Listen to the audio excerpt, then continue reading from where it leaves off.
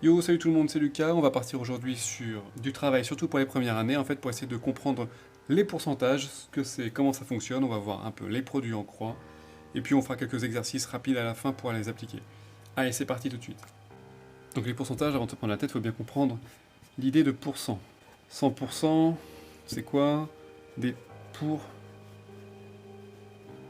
100. Voilà. En fait, c'est vraiment cette phrase-là qui va sauver la vie, quoi, à un moment, de comprendre que c'est un rapport, c'est un truc entier. 100%, c'est le truc entier. Tu sais, c'est le truc qu'on a fait partager quand on était petit. 100%, 50%, c'est la moitié. 25%. En fait, les pourcents, c'est un moyen de mettre les choses de façon à ce qu'on puisse les comparer les unes avec les autres. C'est ce qu'on appelle les proportionnalités. Alors, on se calme, le mot est posé, ça fait mathématiques relou, mais en fait, pour ton boulot de SI ou d'IDE, ça veut juste dire faire des produits en croix. Ça veut juste dire combien j'ai dans ma solution. Que ce soit une grosse solution, que ce soit une petite solution, combien je vais avoir de produits dedans. Et une fois qu'on a compris ça, le reste c'est simple. Alors les pourcentages, c'est la proportionnalité, donc c'est juste se rendre compte d'une chose par rapport à une autre. Donc il n'y a pas de valeur. Ok, donc c'est pas en ml, c'est pas en gouttes,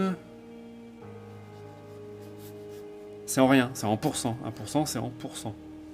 Ok? Bon allez, on va essayer une petite expérience, je te montre un petit peu ça pour les pourcentages. Donc là on est d'accord, on a bien les deux mêmes verres. Celui-là, je le remplis à 100%. Celui-là, je le remplis à 25%, hein, à la louche.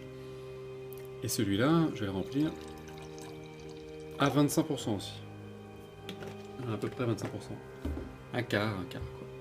Donc comme quoi, 25% ici et 25% ici, c'est pas la même chose, ils sont tous les deux remplis à 25%, pourtant le volume n'est pas le même. Donc on est d'accord que il faut se retirer de la tête l'idée que ce soit directement un volume, les pourcentages. J'ai préparé, dans ma bouteille, j'ai préparé une solution à 20%. C'est-à-dire que là, pour une bouteille de 1 litre, 1000 millilitres, j'ai mis 200 millilitres de colorant. Donc c'est donc une solution à 20%. Il faut bien être conscient que j'ai 20% ici, 20% ici, et 20% de produit ici. D'accord? Je prends ma seringue, je prélève. J'ai dans ma seringue 20%, c'est une question de proportionnalité. Peu importe le volume que je vais prélever avec ma seringue, il y aura toujours 20%. Ok, donc là on a vu à peu près les pourcents. On va essayer de se mettre au produit en croix, on jette un œil vite fait, puis on fait quelques exercices pour mieux comprendre. Le produit en croix, c'est un moyen de se rendre compte des proportions entre deux produits. Je t'ai dit, c'était super lié au pourcent. Le problème, c'est que quand moi j'ai ma prescription, quand je fais mes exercices, c'est marqué milligrammes, millilitres, machin, des pourcents, je comprends pas, c'est tout mélangé. Bon, on fait comment tout ça? Alors, faut le traduire. Par exemple, quand je prends mes ampoules, quand je suis en service ou quand je fais mes premiers exercices de calcul de dose en IFSI, je prends une ampoule de sodium qui fait 20 millilitres à 10%. Ouais, ok, ça veut dire que dans mes 20 millilitres, j'ai 10% de sodium. Ça veut dire quoi? Allez, on revient à celui-là. Une ampoule de 20 millilitres à 10%. 10%. Ça veut dire que dans 100 millilitres, je vais avoir 10 grammes de sodium. Et c'est là en fait que je vais pouvoir introduire mes unités. Ok? Donc mon ampoule à 10%, là je suis en train de parler que de ça, je suis en train de traduire ce que je disais tout à l'heure. Donc on reste serein, c'est pas le moment de commencer à paniquer. 10%, et j'ai juste marqué 10%. Ok. Le truc c'est que moi, 10% ml, j'ai pas 100 ml dans mon ampoule, j'ai mes 20 ml. Comment je fais pour savoir combien j'ai dans mes 20 ml? Et ben c'est là que je fais introduire mon produit en croix. Le produit en croix, en fait, vous avez peut-être déjà vu, ça fonctionne par tableau. Sauf qu'on ne le fait pas toujours le tableau. Donc dans mes 10%, j'ai 10, c'est égal à, 10 grammes, c'est égal à 100 millilitres. Et là, je vais faire mon tableau, pour mieux comprendre.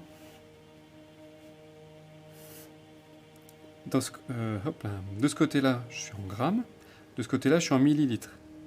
Ok? Donc toute cette colonne-là, ce sera que des millilitres que je mettrai. Toute cette colonne-là, ce sera que des grammes. Donc là, je suis à quelque chose à 10 pour 100, à 10 grammes pour 100 millilitres.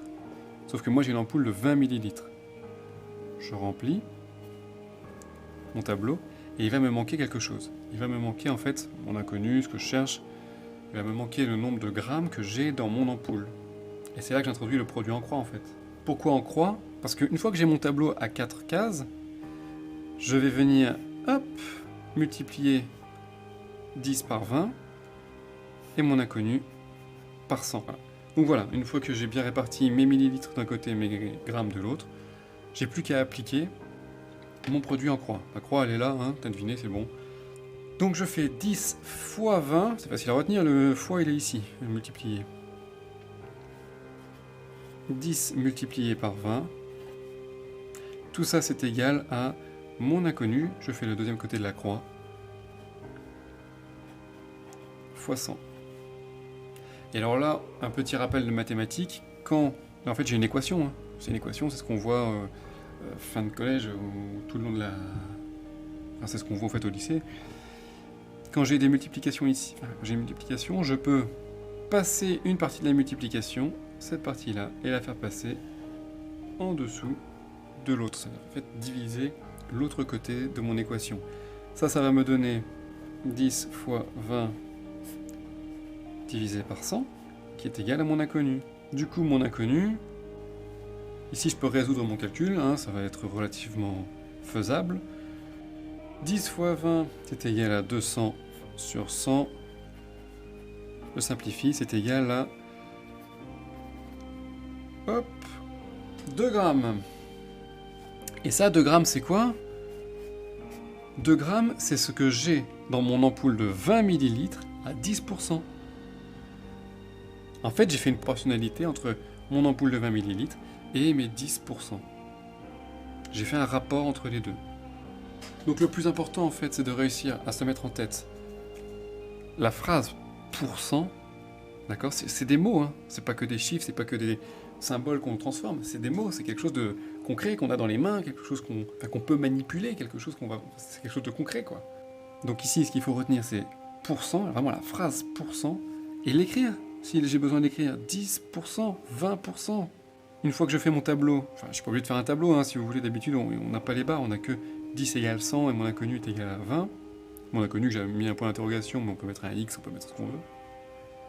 Une fois que ça c'est fait, je fais mon produit en croix, je résous, c'est toujours la même chose. Après c'est une routine, c'est le fait d'en manger encore et encore et encore qui font qu'on ne réfléchit même plus. À un moment on connaît les valeurs par cœur, on n'a même plus besoin de calculer. Bon allez, on va voir si t'as tout pigé. On va essayer avec différentes ampoules, les plus utilisées pour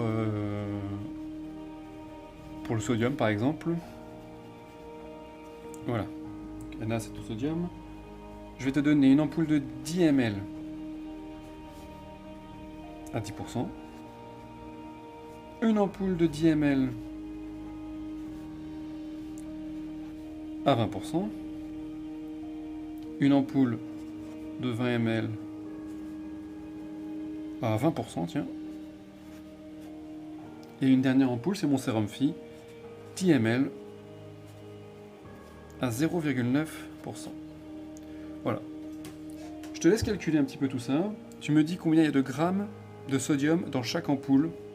Tu essaies de faire ton produit en croix et on regarde ça juste après. Ok, donc normalement, ça a dû relativement bien se passer si tu as réutilisé le tableau derrière. Je vais te donner un petit peu les résultats. Ici, on va tomber sur du 1 gramme. Ici, on va tomber sur du 2 grammes. Ici, on va tomber sur du 4 grammes. Et celui-là, tiens, on va le faire un petit peu au cas où, si jamais il y a besoin d'en refaire un ensemble.